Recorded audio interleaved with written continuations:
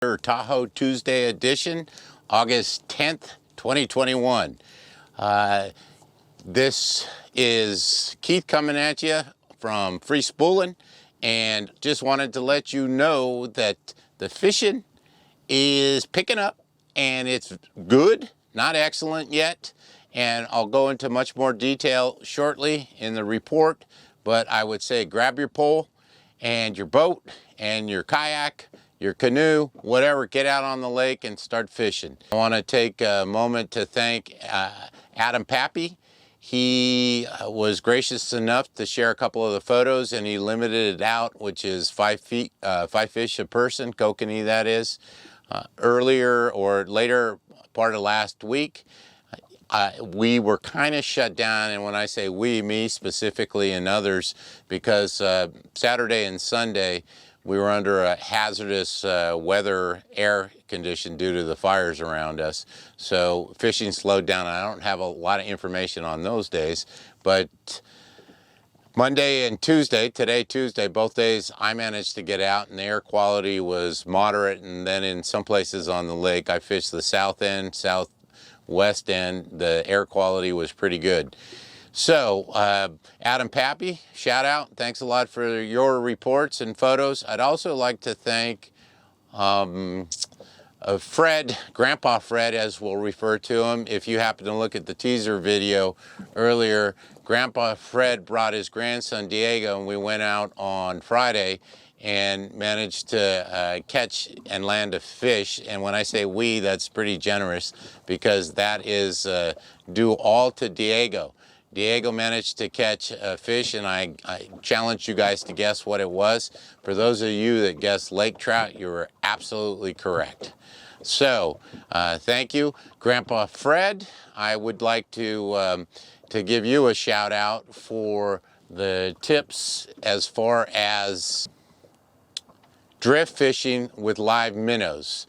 I have not done that on the lake, and Grandpa Fred, by the way of his father, so it would be Diego's great-grandfather, shared some of the tips about how to catch minnows, where to hook the minnows, and how to cast them out. And I'll spare the details for the moment. I may go into a tips fishing video later on, and when I do that, I will provide the specific details. But that technique, which I was, to be honest, a little bit dubious about just because I hadn't used it before, and it worked quite well for the Mackinaw, and I could see it working for rainbows and browns as well quite well when they're in the neighborhood. I'm going to take a break and show you some of the fish caught during the course of the last week.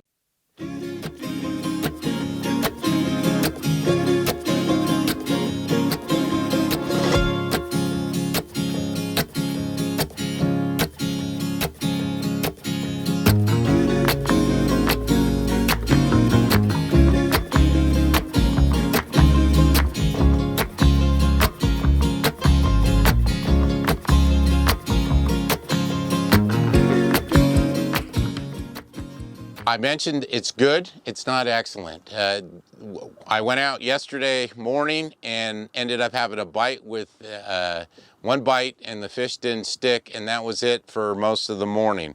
So I mentioned earlier that the bite was much better later in the week, and so I'm not sure what that's about. In fact, I brought out one of my buddies, John C., who is one of the luckiest guys I know at casinos and fishing. He's the one that actually got the bite and it didn't stick. And if I don't catch fish with him, it means a couple of things. One is we're not where the fish are, or two, and it might be a combination of both, the fish aren't biting. We did see some fish on the graph. We were fishing away from where all the fishing boats were, so there may have been something to that. Now, the boats were all spread out yesterday. Today, fishing, the boats were consolidated in an area just off of Tahoe Keys and Camp Richardson, and it looked like there were a lot of nets out. I ended up landing 2 of the fish that you saw earlier in the video today. Had I been a little more persistent, I probably could have landed a few more, but I decided I wanted to come back and get this report done earlier. All right, so what's working?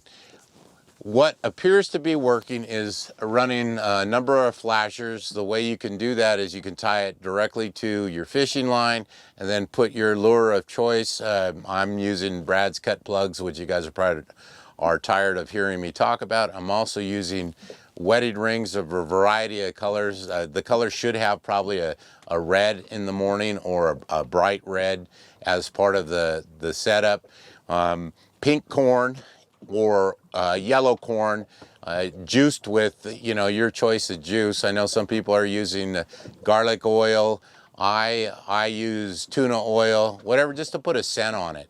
Now, the method for doing that, again, if you do a flasher, you just tie that right behind the flasher. Now, that adds a lot of weight to the line, and oftentimes when you're reeling it in, it feels like you've actually caught a whale and there's nothing on there. Now, another method that works pretty well, and this Adam Pappy reminded me about this, and I thank you for that, is to actually put the flashers to the downrigger ball.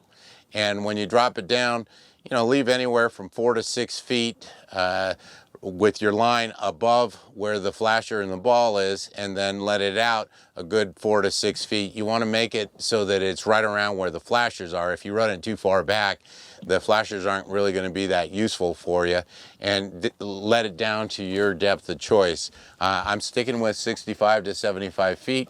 I've seen the fish in deeper water. Today I spotted a bunch on the graph in the 200, 250 foot water column, well, water depth. They were at their usual 80 foot, but that's deeper than I recall seeing them. There were a bunch of schools available. So the wetting ring, and I like to mix and match. The wetting ring I just run behind a Dodger, and I run that about 100 feet back and 65 to 75 feet deep, and that manages to catch fish. Now, I should say, if you don't want to deal with all the fuss and effort to bring your own boat and rods and reels, I notice it looks like Tahoe Sport Fishing is out regularly, and they seem to be doing a great job of catching fish. I see the guys out with nets all the time, and there are a number of people I noticed that'll actually follow their boats around because they seem to have a good knack for getting on the fish. I just want to let you know I don't work for them or anything else, but if you are looking for a quick down and dirty way, you're up here for a weekend or 3 days and don't want to drag your boat up from wherever you're coming from, that's a good method to do that. Now, there are a bunch of other charter companies around. I'm just telling you what I see out there, what company I see out there who seems to do very well. Okay, so I left out the fact that it was kokanee that we were after. I apologize for that. You do catch, as a bycatch occasionally, Mackinaw. I haven't ended up with a Mackinaw on in a couple of weeks, accidentally going for kokanee. So the Mackinaw bite is still on. There are people I know, especially at the north end of the lake, that focus and target Mackinaw pretty routinely. My favorite is kokanee just because of how good it tastes. Let's talk about shore fishing. Shore fishing, bank fishing, dock fishing, whatever you want to call it, wade fishing. You know, there are limited spots on Lake Tahoe to do that. Probably the best way to get on fish, generally speaking, are from a boat. But the shore fishing, you can catch fish. I saw a guy pull in, I guess it was probably about, it looked almost a good 2 feet, so 24-inch brown trout that was pretty fat. And it's surprising at this time of year because usually the rainbows and the brown trouts are doing their trolling along the shore in the spring and the fall, but he ended up catching a decent looking brown trout using, of all things, a night crawler, just casting off the dock. Again, the tip for going for rainbows and brown trout, and heck, you could probably catch a Mackinaw if a Mackinaw is chomping around, probably a smaller one, is look for rocks around the lake. Get out a good chart/map and you can get a good sense where the rocks are. I can tell you, close to where I fish out of, I see guys casting off the point of DL Bliss.